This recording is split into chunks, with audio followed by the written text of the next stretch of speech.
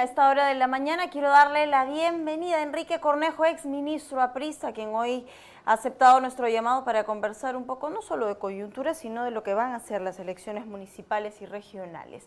Bienvenido, gracias por estar aquí tan temprano. Gracias por la invitación, buenos días. Bien, ansiamos todos la renovación política. Creo que la principal consigna es poder darle al ciudadano de a pie una opción que no solo cale como ciudadano, sino que además le dé una opción con un perfil probo, honrado, que pueda tener resultados al momento de trabajar por una región. La corrupción parece ser un pulpo, que no solamente ha ido a la cúpula del gobierno, sino también está en los gobiernos municipales y regionales. Cuesta creer que cuando hablemos de un gobierno regional, hablemos de una organización criminal, de una organización de sicariato, de extorsión y tal. Usted actualmente es precandidato. ¿Cuál es la propuesta? ¿O por qué el ciudadano de a pie debería decir, vale la pena votar por Enrique Cornejo? Bueno, en primer lugar, porque estamos ya hace un buen tiempo trabajando seriamente por enfocar los problemas de Lima. Hoy empieza a calentarse ya la campaña, aparecen ya algunos precandidatos, por supuesto en democracia todos son bienvenidos. Todos son bienvenidos, y cuanto sí. más propuestas haya, mejor. Sin embargo, lamentablemente vamos notando que algunas de las intervenciones de los futuros candidatos o candidatas están más orientadas al proceso eleccionario en sí mismo, es decir, ganar las elecciones o participar en las elecciones. ¿Y luego qué? Es decir, una vez que llegan a las funciones, si son elegidos o elegidas, ¿qué pasa? Ahí recién empiezan a improvisar. Entonces el primer problema, o uno de los problemas, porque no es el primero es la transparencia, que has mencionado en la introducción. Creo que la política requiere un verdadero reajuste, una reingeniería, y uno de los elementos clave de esa reingeniería para ganar legitimidad es demostrar transparencia en el accionar. Y hacer reingeniería quienes ya estamos en la política para demostrar que estamos aprendiendo de los procesos de cambio. Pero en segundo lugar, hay que hacer propuestas serias que realmente permitan gobernar y afrontar los problemas del día a día del ciudadano. Nosotros tenemos en ese sentido propuestas muy concretas, por ejemplo, en el ámbito del tráfico y el transporte. La reducción a 30 minutos, sí, de lo que toma 3 horas. Esa es mi oferta. Ahora veo que algunos precandidatos empiezan a tomar el tema también. Bienvenidos. El asunto es que cuando haya que debatir, cada uno tendrá que exponer cómo, porque es fácil decir el eslogan. La estrategia en todo caso sería el factor de diferenciación. Sí, la estrategia, la seriedad, y creo yo también el enfoque integral con el cual hay que ver la ciudad. Lima ya no puede manejarse aisladamente y con improvisaciones. Creo que así ha sido la característica de los últimos años. Caos e improvisación. Y creo que ahora hay que ponerle orden, hay que ponerle norte, un proyecto, y debe formar parte de una política de Estado que durante los próximos años varios gobiernos municipales afronten. Mi sueño, mi objetivo de fondo es que esta ciudad sea una ciudad donde sea, digamos, no solamente fácil y seguro vivir, sino donde uno se sienta feliz.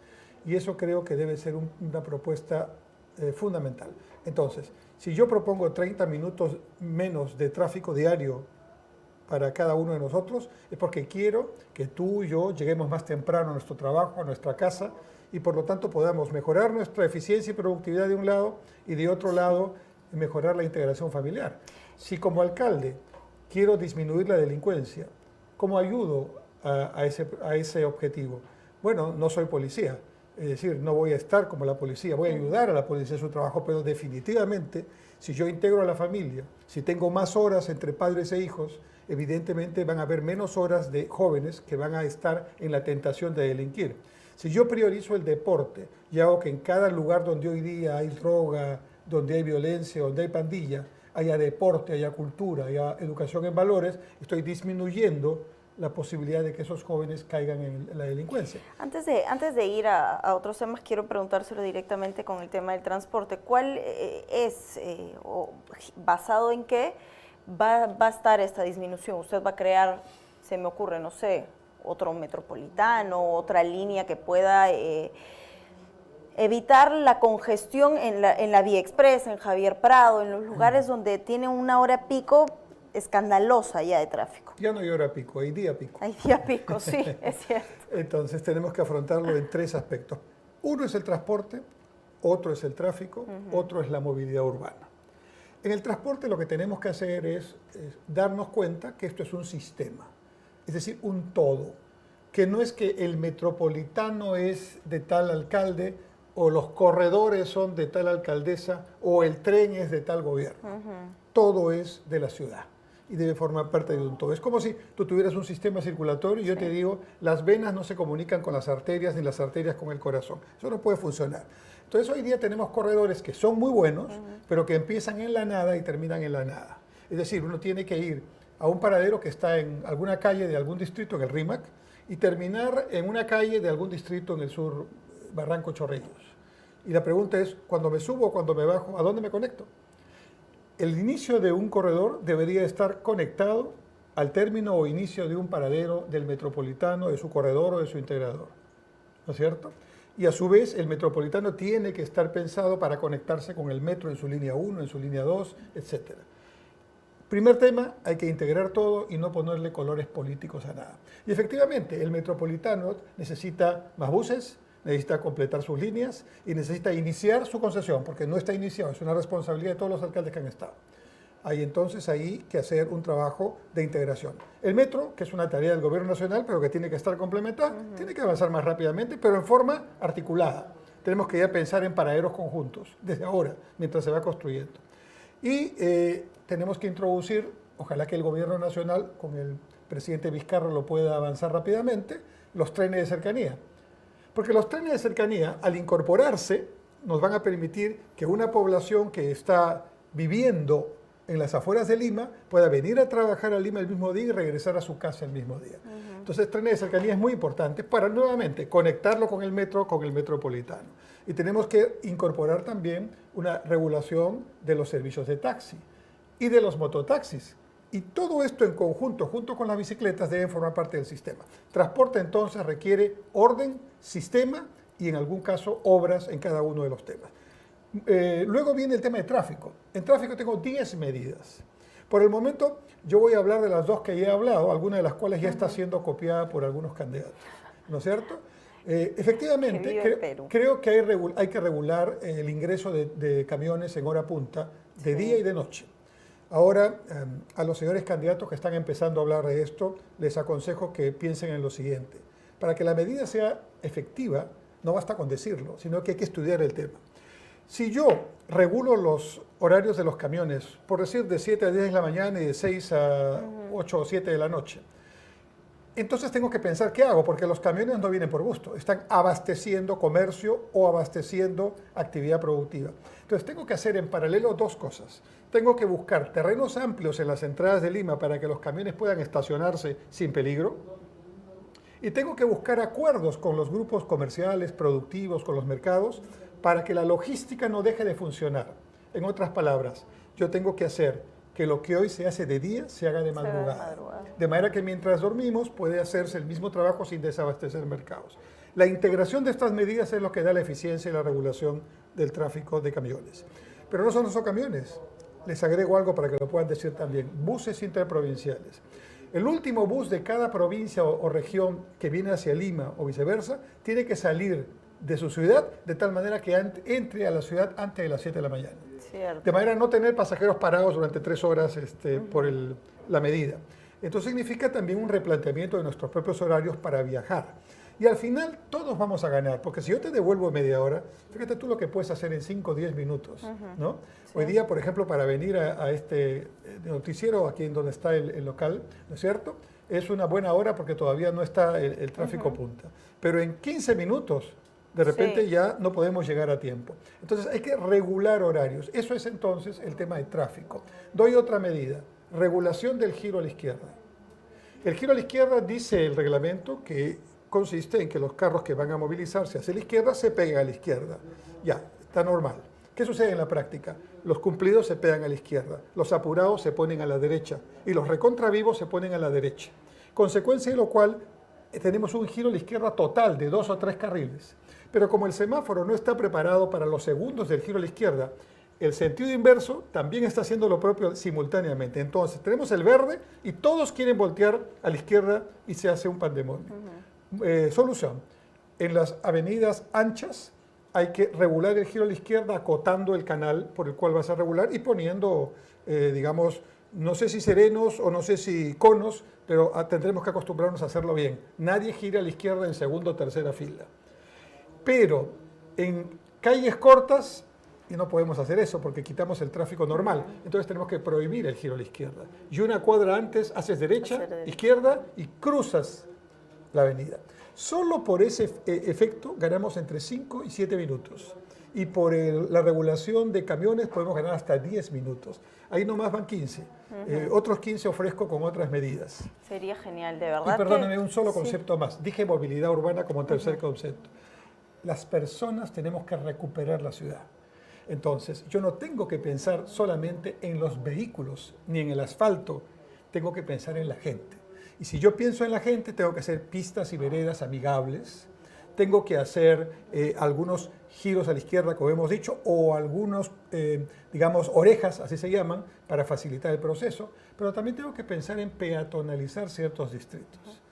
Y yo creo que aquí quienes tienen mejor posibilidad de ordenarse son los distritos de la periferia, los distritos más populares. Estoy pensando en Villa El Salvador, estoy pensando en San Juan del Urigancho, estoy pensando en Los Olivos, estoy pensando en Villa María del Triunfo, que como tienen avenidas anchas, tienen la posibilidad de hacer las cosas bien frente a los distritos del centro de Lima que casi ya no podemos movilizarnos porque todo está ocupado.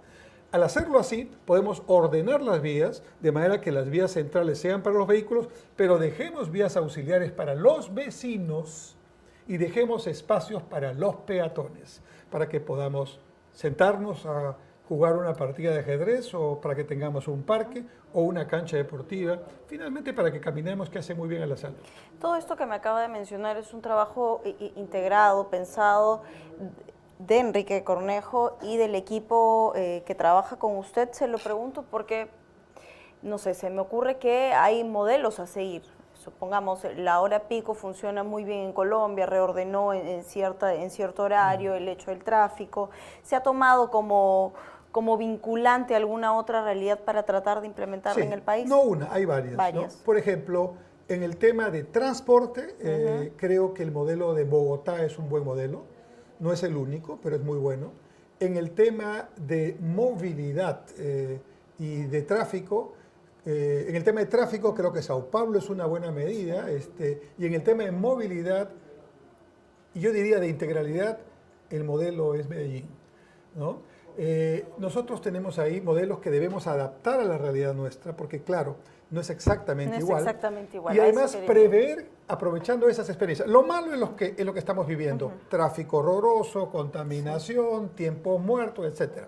Lo bueno es que podemos mirar las experiencias y podemos tomar lo bueno de aquellas que consideremos importantes. Por ejemplo, mencionaste el tema de Bogotá.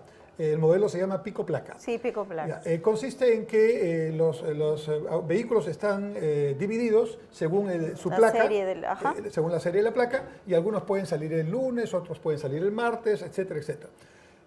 Bien por un lado, mal por el otro. ¿Sabes qué ha pasado en Bogotá? Que las familias de mayores ingresos han comprado un segundo auto. Entonces, es cierto que ha disminuido, pero no todo lo que se esperaba. Entonces hay que prever esa situación. No digo que eso pueda pasar exactamente acá, pero podría pasar en cierto sentido.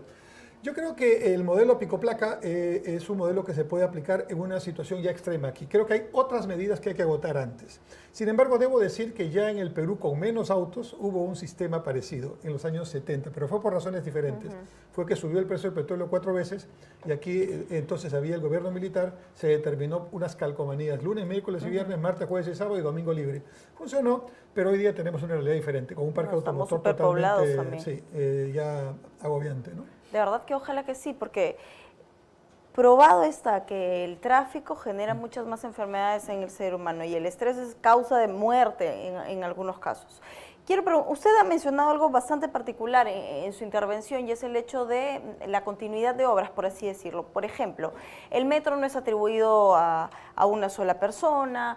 Si se ha avanzado en salud en alguno de los gobiernos municipales, tampoco debe ser atribuida a un solo nombre. ¿Siente eso que va a pasar con el Hospital de la Solidaridad? Sí, por supuesto. Yo creo que... le hago termino con esto. Estuve aquí conversando con el doctor Solari a propósito de la designación de esta nueva cartera de salud. Hablamos un poco de los hospitales de la solidaridad y él tachó tajantemente el hecho de que se le ofrezca a la gente ser atendida en containers. No solo en containers, sino que tratando de buscar una opción para que la gente pueda encontrar lo que no encuentra en el seguro, sea atendido aquí. Él atribuye a esto a que las condiciones humanas no son las más adecuadas para ser tratadas. Somos un poco injustos al decir eso porque el Hospital de la Solidaridad ha ofrecido a precios bastante módicos, cómodos, y hay equipos que no tienen ni siquiera el propio seguro, la gente los puede encontrar aquí y no tienen que hacer una cola larga, no tienen que esperar mucho tiempo. Usted, dentro de este plan que tiene para la municipalidad, ¿plantea la continuidad de los hospitales de solidaridad? En Contigo Ciudadano, que es el movimiento político que estamos formando y que integro, vemos la política de otra manera. Pretendemos ambiciosamente, la verdad, incorporarnos en un debate de innovación política, lo que implica una reingeniería de nosotros mismos, los que ya hacemos política, aceptando y criticando nuestros propios errores, nuestras maneras de ver las cosas y acercándonos más a la gente. Entonces, uno de los elementos más perniciosos de la política peruana es pretender que quien llega es el que empieza todo. Le llamamos el complejo de Adán, ¿no? Se pierde tiempo, se es mezquino con lo que ha hecho el anterior. Uno puede tener diferencias y es democráticamente aceptable eso, pero definitivamente empezar de cero, eso es ir contra el ciudadano. Entonces, en nuestro plan, nosotros tenemos un capítulo completo de lo que significan las obras de otros gobiernos municipales que continuarán. Y en el caso de salud, evidentemente, el Hospital de Solidaridad tiene un concepto que yo le llamo es de un isorbide político. Isorbide es lo que se pone debajo de la lengua cuando hay que atacar un tema de presión o algún mal cardíaco. ¿Y por qué se pone debajo de la lengua? Porque va directamente a la corriente sanguínea y tiene los efectos correspondientes. En política hay que buscar medidas isorbides, ¿ya? Y yo creo que el alcalde Castañeda en su primera y segunda gestión, y por eso tuvo la popularidad que ahora parece ya no tener, pero la tuvo, ella hay que reconocerlo, y todavía tiene el cariño de mucha gente, a pesar de una gestión que no ha sido muy buena en este último tiempo, es porque esos hospitales, aún con sus containers, lo que hacen, y pensando en la dignidad de las personas, ¿no? El doctor Solari es una persona a quien respeto, pero ¿qué es más digno? ¿Ir a que te atiendan en un container o ir a las 4 de la mañana a buscar una cita que no te dan sino hasta la próxima semana? Me la van a programar en 3 meses, sí, es cierto. O una operación quirúrgica que te la programan para 2 años o 1 año cuando ya de repente ya no estás. Entonces, definitivamente yo creo que ese concepto hay que mantener y a mí me parece positivo el hecho de que pensemos en la gente y la atendamos en el mismo día. Ya eso es revolucionario. ¿Qué haríamos con los hospitales de solidaridad? Integrarlos al sistema y, en segundo lugar, dar un paso adicional que me parece que es el que habría que dar. Incorporar ya posibilidades de atenciones quirúrgicas rápidas en los hospitales, ¿no? De manera tal que avancemos ya en el paso que, lógicamente, alguna población exige. Ahora, evidentemente no es el único tema. Por ejemplo, yo pienso, eso es pensando en el señor Castañeda, yo pienso que las escaleras de Castañeda también hay que continuarlas y tal vez modernizarlas y concebir una escalera ya con un, digamos, algún sistema más moderno que permita conectar, ¿no? El metro o el metropolitano, los cerros, ¿no? Como en el Medellín. Sí, Medellín es así, ¿no? Ahora, de la señora Susana, yo quiero rescatar el plan 2035 que durante su gestión se hizo. El señor Castañeda no le interesó. Me parece que es una pérdida tremenda de esfuerzos que hay que recuperar. Y quiero recuperar el concepto de los corredores, pero bien integrados, como hemos mencionado. Y me acuerdo de otros alcaldes, por ejemplo, del alcalde Barrantes, que probablemente es uno de los alcaldes más queridos, su vaso de leche. Yo quiero repotenciar el vaso de leche con un componente nutricional que permita que los niños, desde el embarazo de la mamá hasta los 3 años, puedan tener el componente nutricional que evite la anemia, que hoy día tenemos en gran cantidad en Lima. Hay niños anémicos y hay personas aquí en Lima, capital del Perú, siglo XXI, con tuberculosis resistente a los antibióticos.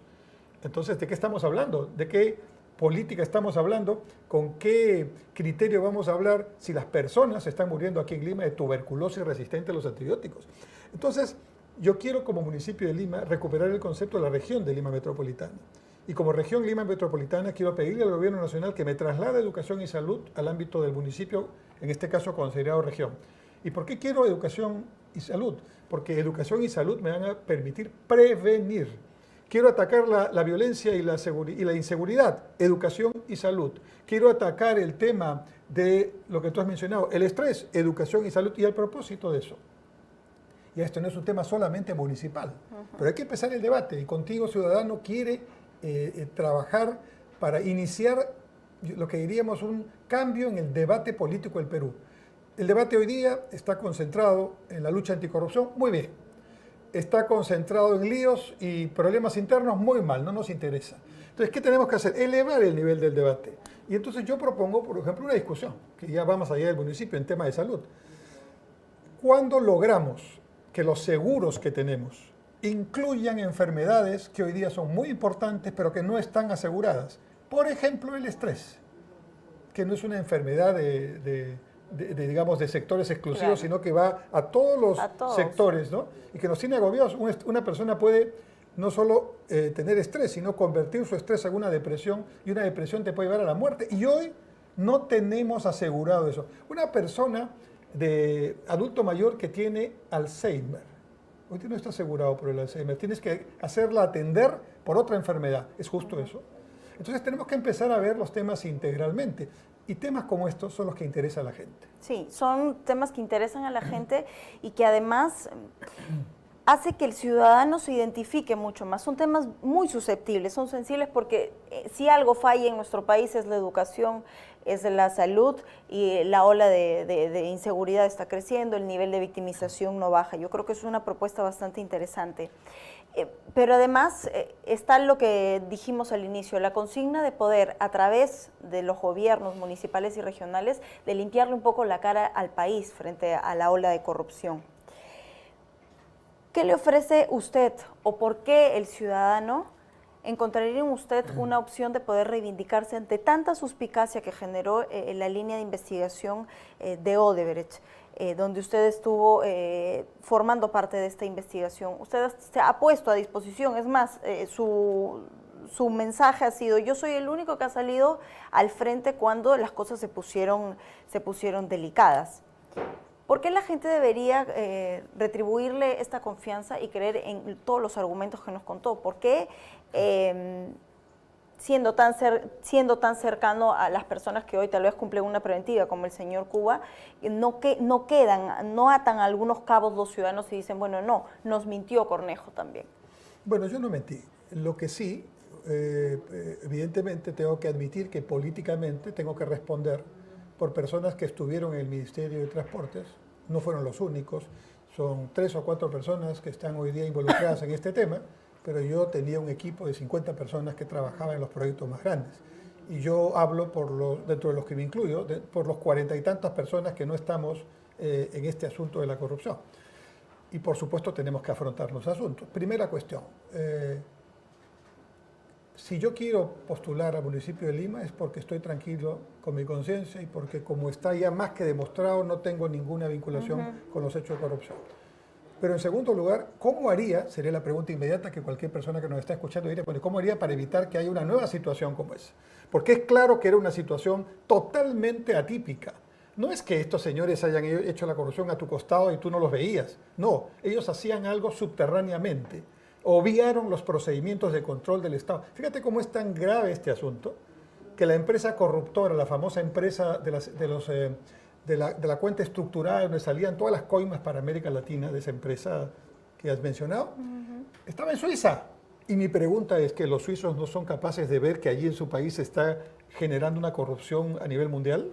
Lo que genera dudas, señor Cornejo, es que usted, como titular de esa cartera, no haya podido rastrear, ubicar a tiempo todo esto que Fíjate, yo he demostrado que estos hechos eran como un submarino que está por debajo del radar. Obviamente estas personas no manifestaban en absoluto que pudieran estar en este asunto. Sin embargo, en lo que sí se podía visualizar, que eran las acciones que como ministro tenía que tomar, yo tengo N ejemplos que demuestran la manera transparente como he actuado. Primero, repito, y nadie me lo puede criticar, porque es verdad. Soy el único ministro que en una obra tan importante como el tren puso a la Contraloría al costado en su ejecución. No hay discusión sobre la obra. Nadie está hablando de $1 de sobrevaluación. Nadie está hablando de que la obra no sirve. Eso está fuera de discusión. Están hablando de que unos funcionarios se corrompieron y cobraron una coima, que respondan ellos. Pero la obra, felizmente, está bien, está creciendo. Y al contrario, necesita ahora más trenes, etcétera, etcétera. Muy bien. Segundo tema. Yo generé condiciones en el concurso y en el desarrollo de la obra que eran de transparencia. Por ejemplo, el concurso, es un poco técnico el tema, pero es bien importante decirlo. Es un concurso que evita la sobrevaluación porque era un concurso oferta a precios unitarios. Yo aconsejé al ministro Paredes, que me sucedió, que la línea 2 la hiciera por el mismo sistema. Y hoy día ya tendríamos la línea 2 funcionando por lo menos en más de la mitad de su recorrido. Conclusión, la línea 2 no avanzaba ni 15%, probablemente se sobrevaluará y no tenemos el sistema. Entonces, en la parte que corresponde a mi acción como ministro, yo sí fui proactivo, pero ahora claro, igual pasó, ¿verdad? ¿Qué hacemos para que esto no vuelva a pasar? Bueno, hay que hacer otras cosas. Yo propongo lo siguiente. Primero, toda empresa, grande o pequeña, que haga contratos con el Estado, llámese municipio, gobierno nacional, cláusulas de probidad en los contratos. Hoy día solo hay cláusulas de probidad producto de esta situación en los grandes contratos. ¿Por qué solo en los grandes? ¿Solo hay corrupción en los grandes? No, hay corrupción en los contratos pequeños también. Cláusula de probidad, ¿qué significa? Que si uno de los involucrados siquiera intenta un hecho de corrupción, el contrato es inválido ya y no tienes ningún derecho a reclamar. No hay ninguna indemnización, no hay ningún arbitraje al que pueda decir que hoy día sí puede ocurrir.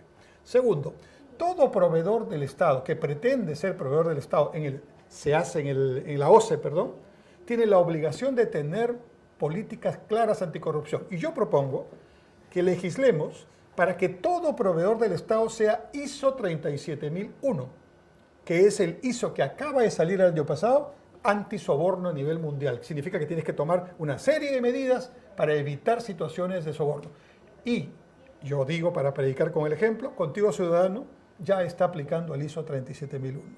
Vamos a hacer el primer movimiento político que como movimiento político va a tener el ISO 37001. Y lo primero que hemos hecho es aplicar la política antisoborno dentro del movimiento, ¿no? ¿Cómo la gente en este momento identifica a Contigo Perú como un partido Contigo nuevo, Ciudadano. a Contigo Ciudadano como una opción nueva, sin traer a colación la presencia o el vínculo entre usted y Alan García? Bueno, es muy sencillo. Yo estoy, y esto es más que público, ya... ¿Usted cree que eso en algún momento le va a jugar en contra? ¿El tema de Odebrecht le va a jugar en contra? No, mira, yo creo más bien, yo camino a la calle todo el día, porque tengo una tarea que me ha impuesto el jurado de buscar más firmas que creo proporcionalmente al tamaño que tenemos que otros partidos que no han hecho ni siquiera algo parecido. Pero está muy bien. Estamos en las encuestas, en todas las encuestas, en sitios expectantes sin haber hecho campaña. ¿Y cómo es explicado que sin tener un solo letrero que diga que estamos postulando, estamos en esos niveles? Porque estamos caminando. Estamos caminando. Y el contacto con la calle me dice lo siguiente. El contacto con la calle me dice que si nosotros explicamos este tema, la gente va a escuchar y va a tomar su decisión. Y una buena cantidad de personas ya está escuchando. En segundo lugar, lo que quiere es que digamos, ¿qué haríamos? Lo que acabo de hacer, si estuviéramos en una situación futura de gestión para evitar que esto ocurra, ¿no? Porque parece ser que eso se está volviendo común. El día de ayer estábamos ante la exposición del congresista Vergara de Fuerza Popular con un vínculo con un narcotraficante. Cuesta creer que sean amigos y que él no sepa que él delinquía con narcos. Cada quien explica su situación, ¿no? Pero a mí me parece que todos los que hacemos función pública o pretendemos hacerla, tenemos que estar expuestos al escrutinio público. Y por esa razón, dentro de 3 semanas, la página web Contigo Ciudadano va a tener el currículum de todos los que formamos parte del movimiento. Y va a haber un ícono que se va a llamar Fiscaliza Ciudadano.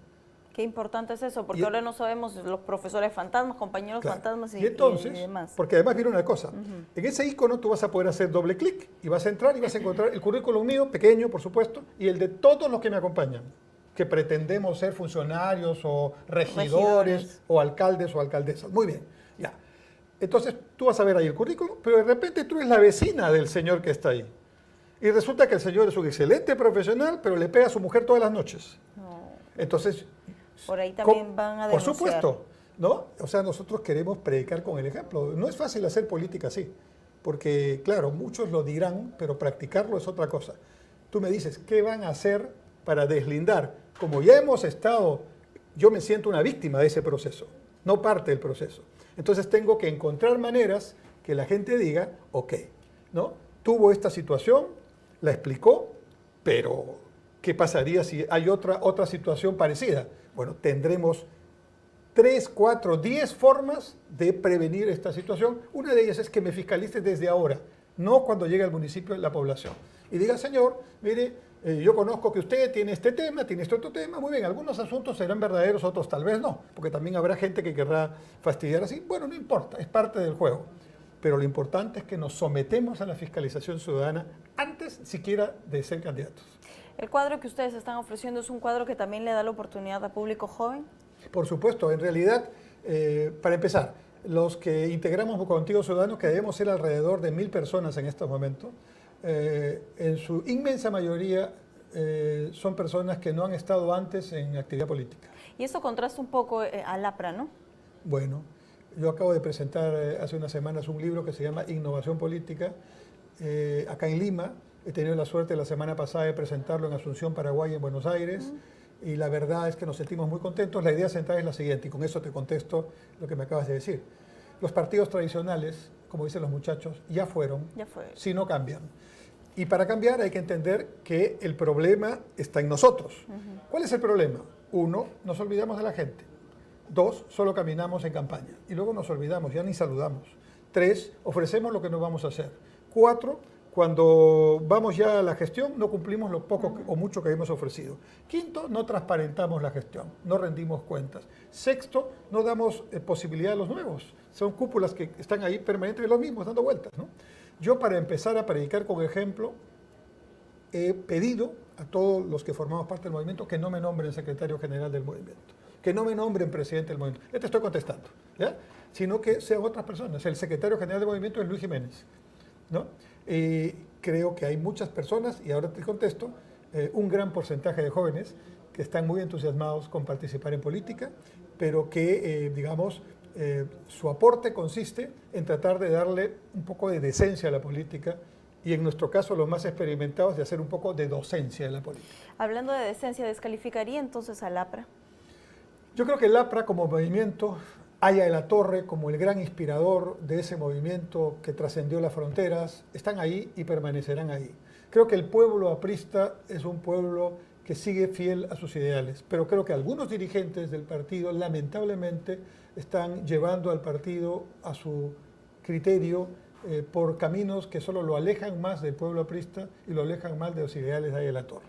Dejo ahí el tema, y el partido en el que ya no estoy tiene que hacer su trabajo internamente para resolver este asunto. Pero aún le queda algo de cariño por el APRA. A mí me queda agradecimiento porque me dieron la oportunidad de crecer políticamente, de participar obviamente en actividades políticas de nivel. Yo respondí en todos los casos con mi trabajo y creo que con resultados, y alguna parte del, digamos, de la opinión pública y del nivel y de la respuesta que tengo en las personas se debe a eso, a que las personas van encontrando que tenemos una coherencia de trabajo. Pero sí, pues yo desde el momento que salí del partido tracé mi línea, sigo teniendo, digamos, mucho respeto por el APRA y por Aya de la Torre, y punto. La última elección nos dejó este resultado de que la gente estaba cansada ya de los partidos tradicionales, con la justa si pudieron llegar a este porcentaje de la valla en elecciones, y eso responde a que la gente no solo está cansada, sino que ya no confía en este partido. ¿Eso forma parte de la figura que es en ese momento Alan García, cree usted?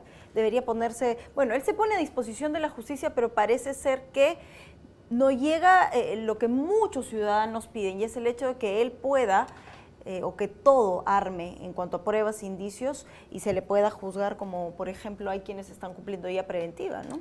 Cada quien responde por sus temas, pero yo voy a hacer una crítica a la clase política en la que me incluyo. Por lo tanto, es autocrítica también. Si nosotros no entendemos que la razón de ser de la gestión pública es la gente, entonces dejemos esto.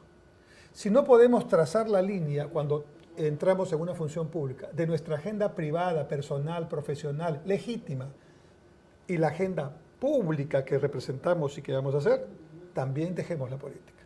Y el problema es que esa línea no está bien trazada. Algunos lo confunden totalmente. Entonces yo creo que hay que empezar, y esta votación de las elecciones de octubre va a ser un tremendo referéndum práctico sobre esto. La gente va a votar con mucha inteligencia y los partidos tradicionales van a ser muy castigados. Sí. Pero no van a ser muy castigados por ser partidos, porque la democracia necesita partidos, necesita ideologías. Van a ser castigados por no entender que tienen que empezar a cambiar. ¿Y por qué han traicionado muchos la confianza popular? Y por eso la reacción que tienen los partidos que están representados en el Congreso de poner vallas inalcanzables por ellos mismos, yo diría, yo hago una pequeña reflexión. Si alguno de los partidos que están hoy día en el Congreso tuvieran que pasar lo que estamos pasando nosotros para poder inscribirnos, no serían partidos políticos hoy día. Ellos no podrían hacer lo que han puesto como valla, ¿no? Eso en economía se llama oligopolio. Unos pocos controlan todo y no dejan entrar a nadie. Yo le hago el parafraseo y digo oligopolio político. ¿Por qué? ¿Por qué nos tienen temor? ¿No es cierto? No solo mía, muchos movimientos regionales. Resulta que ahora los movimientos locales no pueden participar porque pues, quieren que los partidos políticos sean fortalecidos. Bueno, eso sería muy bueno si los partidos políticos... Si renovaran sus cuadros exactamente, también, ¿no? Porque ¿no? Si tenemos más congresistas que tienen como 40 años en la representación parlamentaria y siguen ahí, la gente ya no va a querer seguir. Hay una línea límite que es la frase que se vayan todos. Que se vayan todos. Nosotros estamos aquí y la línea base está acá.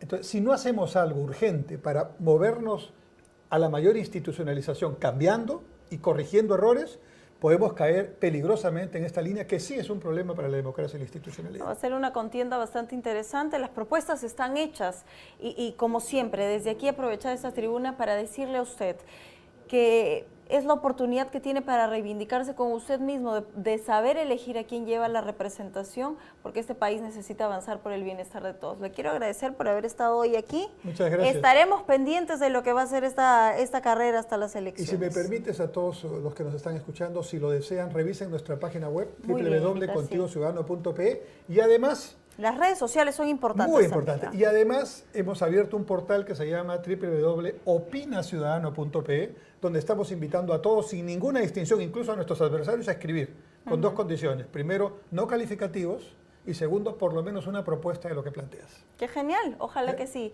Así que usted puede ser parte de cerca de esta elección y de Contigo Ciudadano. Quiero agradecerle nuevamente. Nos volveremos a encontrar y espero que vuelva a aceptar una invitación más adelante cuando vaya avanzando esta contienda. No, cuando quieran, yo estoy aquí, estoy bien tempranito.